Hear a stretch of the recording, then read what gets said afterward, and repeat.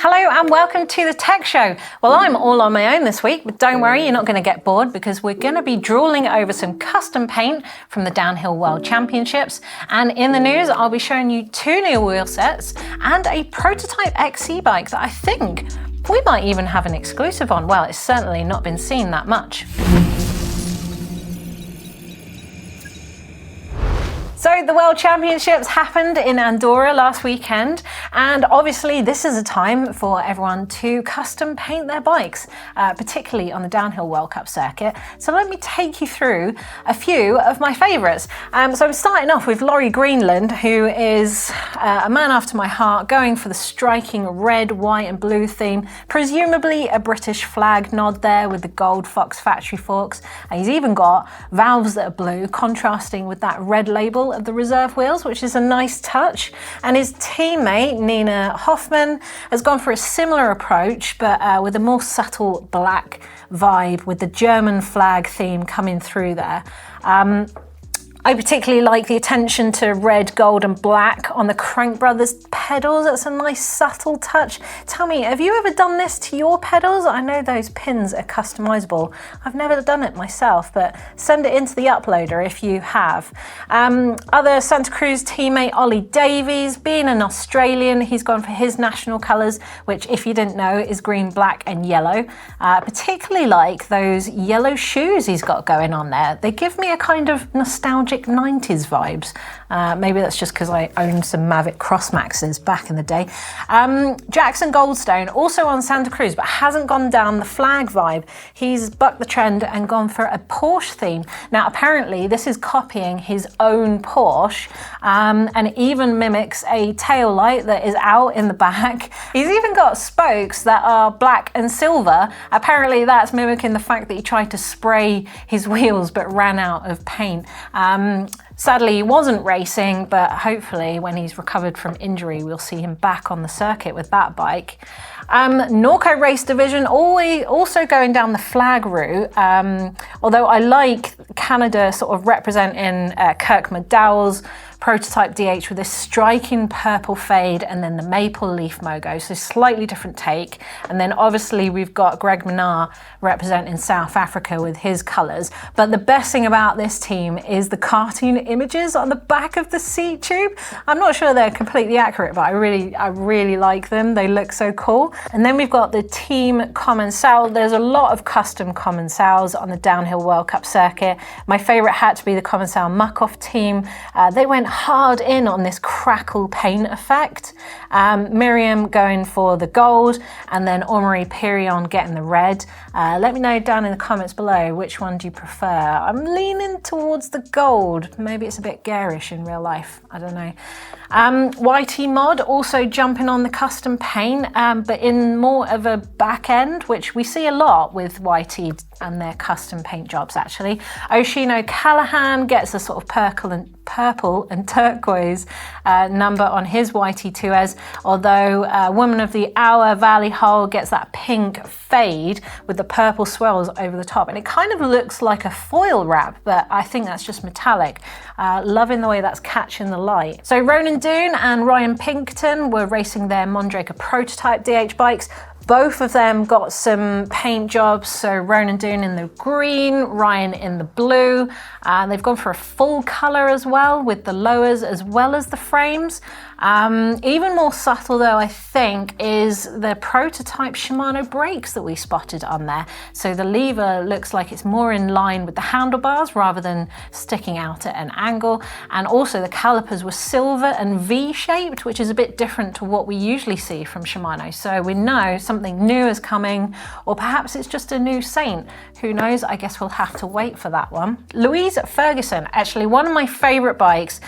This is the Intense M1. She had a pretty sunny alternative to the paint jobs with a load of daisies over a yellow paint job. Really appreciating her sort of going with her feminine side, as all of her teammates went for more of a M1-esque American flag motif that we usually see with Intense. Ryder Lawrence, obviously, with the most American flag looking paint job there. Apparently, this is a collab between Troy Lee Designs and a designer called Keith Breeden. So maybe we'll see something more bleeding through in the TLD season next year. Who knows? Also from the ladies, Jess blew it with a Cube 215 in a glitter purple with swirls. Oh my days.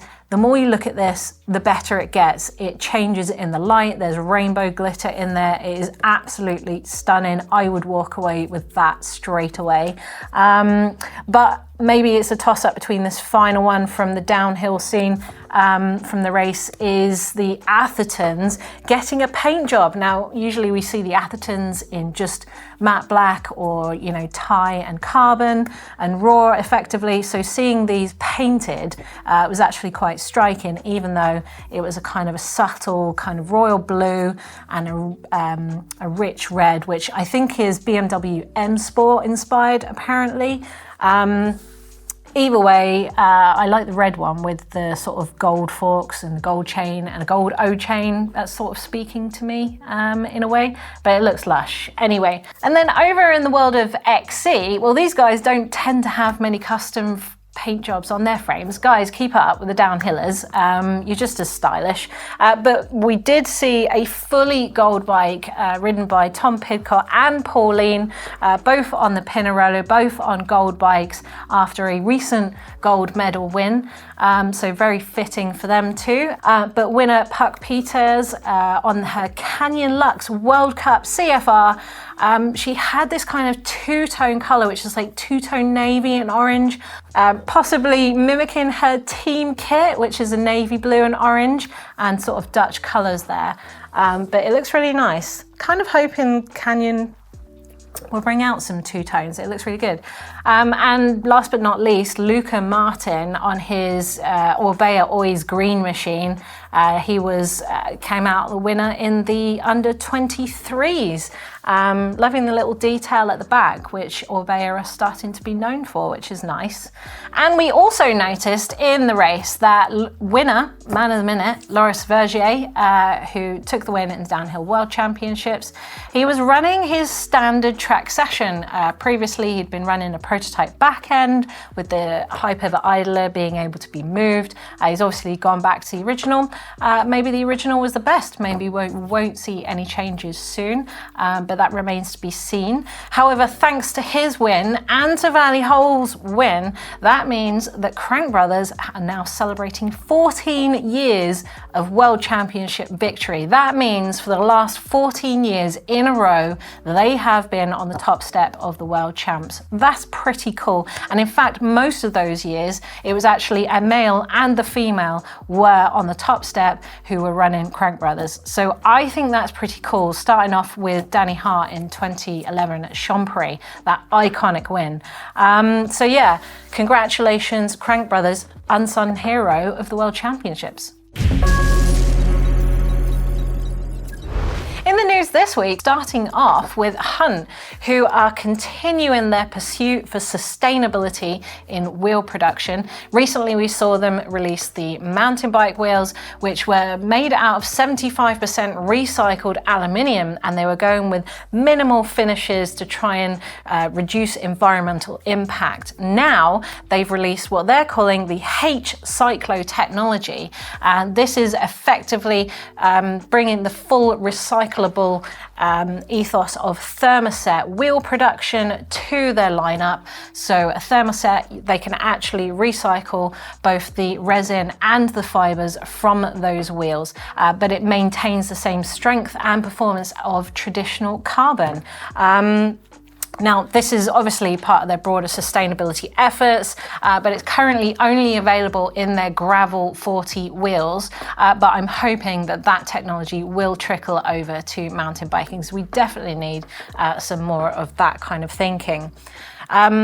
Over in Sun Ringlé, they've got some new wheels as well. They've released the SR307 and the SR309, an enduro and downhill wheels. Now, both are designed for traditional mountain bikes, but they are rated for EMTB as well. They're all featuring 30mm inner profile, and they'll be available in 29er, 27.5, and you can buy them rim only if you want to. So the series will be offered in 3 categories. So you've got the Pro, the Expert, and the Comp, so that you can customize your needs or your riding style or your budget. We'll be dialing things back a bit with the Ringlé SRX, which is a CNC machined hub and offers 12 degrees of engagement. However, if you move up to the SR307 and the 309 Pro wheels, then you'll be getting a 4 or an 8 degree engagement in the hub, respectively. Both the Expert and Pros will be running the Will Smith DB14 double butted spokes and J-bends, so they'll all be pretty serviceable, and durability is their main aim with this range. And last but by no means least, maybe we've got a little bit of an exclusive here, but the boys, well, Rich and Blake, were over at the Swiss Epic last week competing, and you can see that video over on GMBN if you want to after the show. And they spotted an unusual bike which had the Lauf logo on it. Now, Lauf doesn't do a mountain bike at the moment, let alone a full suspension mountain bike, but that's definitely the Lauf logo on the back. Now, it was covered up around about the linkage area. I'm wondering, seeing as they are Lauf and they're known for their leaf sprung forks, or at least they started off that way, is this going to be a leaf sprung full suspension? Is that what they're covering up? Maybe something like the Spot that we saw a couple of weeks ago on the show. Yeah, not sure, but if you've seen anything, let me know down in the comments below. Okay, it's quiz time, and last week we asked you guys what was the first ever 29er tyre made, and it was the WTB Nano, or the Nano Raptor, and you guys on the screen right now all got it right. And I have actually given some extra points to some people who got some sort of some pre-29er wheel tyre options there. So for example, Autistic Life says, I built wheels with a Nokian Hacker Polita for Jeff Apps in 1980. They were 29ers. Sort of. They were 700C knobbly tyres that were basically the inspiration behind the WTB Nano.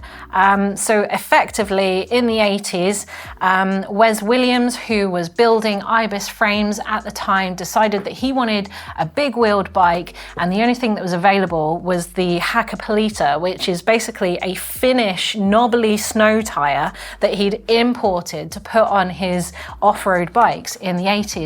And Gary Fisher was pretty excited about it. He thought big wheels were the way to go, and the two of them, who lived in the same area, put some pressure on WTB, or Wilderness Trail Bikes, who were the tyre manufacturers in their area, and said, if you make these, we will make bikes with that size to make sure you will sell them. And they were all true to their word. Wes went on to inspire the Moots YBB, which we saw in my video, which was unofficially, but probably the first ever 29er, which came out in 1999, and it's got those WTB tyres on there. And then Gary Fisher also brought out his 29er, and it was all very exciting, but no one cared. Like literally no one wanted a 29er. In fact, in that museum you could see underneath the Moots was Nino Schurter's 2013 World Championship XC bike, and even that was on a 650B. So sad times, but yes, you got it all right. And Owen said that the Bruce Gordon Rock and Roll was also a bit of a pre-29er, which was also a knobbly 700C. So I'll give you points for that too. Now for this week, well, I thought I'd ask you, why do we also call the 27.5-inch wheel a 650B? What does 650B mean? Let me know down in the comments below. You may have noticed that we've been missing some bike caves and some top mods and some rewinds recently, and that's because we've been revamping our uploader. The link is now in the description below. Please send us in some images so that we can share it with you, and I've got a few today. So last week we were talking about simplicity, and Stephen Hayes has sent in his rigid hardtail. He says it's less than 8.5 kilos, amazingly fun to ride, and simple is better in his mind. But over on the other opposite end of the spectrum, we've got Mark from Denmark here, who has created a custom build toolbox and a new bike to build it with. He's built at the YT2S with 12 speed, and he said it sends so fast, but it's 19 kilos. So we've got a bike that's 11 kilos heavier, but it's just a fast in different terrains. So proof that horses for courses. But if you've got any bike caves or top mods or rewinds, which is anything retro tech, memorabilia or bikes, then please send them in to the upload link down below. Okay, comments time from you lovely people. And last week we were wondering if simple is better, if we should be anti-tech, which we're obviously not going to be on this channel, but we do appreciate it. Mark Tishman said less simple is less fun. If you want to go fast in the woods and enjoy, there's no place for simple.